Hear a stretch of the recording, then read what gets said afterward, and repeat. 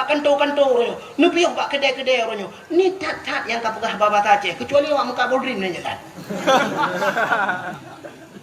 Muka bodrinnya kata Aceh. Piok bang. Piok. Ntar tali bodrin ada gumpang. Siang ada gumpang belai buka pelang. Siang tu dapat tolong plastik ju. Bahasa Aceh. Tapi banta piok bat toko ponsel. Ni jak kena peniti kena. Banta piok bat toko ponsel. Ni ku cak ni inang dalam. Nam pulsa dek atau bulan dek. Enggak tahu.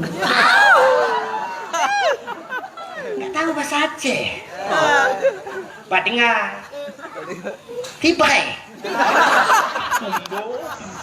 Ya. Nasi pakai helm. Tinggal di mana? SNK ada bawa? Ada? Enggak bawa SNK? Ini mau kemana adik? Sekolah di mana? Aceh, Mak. Jin bahasa Aceh kan? Lanjut. Mama urupannya? Hah? Birun. Bisa bahasa Aceh enggak? Enggak bisa bahasa Aceh. Orang tua orang Aceh.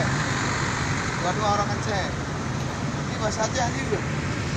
Ini nggak apa-apa, besok ada pakai helm. Helm itu bukan untuk polisi. Helm itu untuk keselamatan diri adik. Ya, coba adik pakai helm. Nggak tahu kita ada SIM apa enggak. Ya, tapi kalau nggak pakai helm, kalau kita ada stop kayak gini, adik tahu kan kenapa kita stop? Tahu kesalahan adik apa?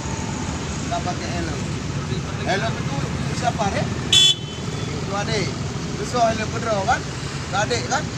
Tadi bawa helm, biar helm pejak hari.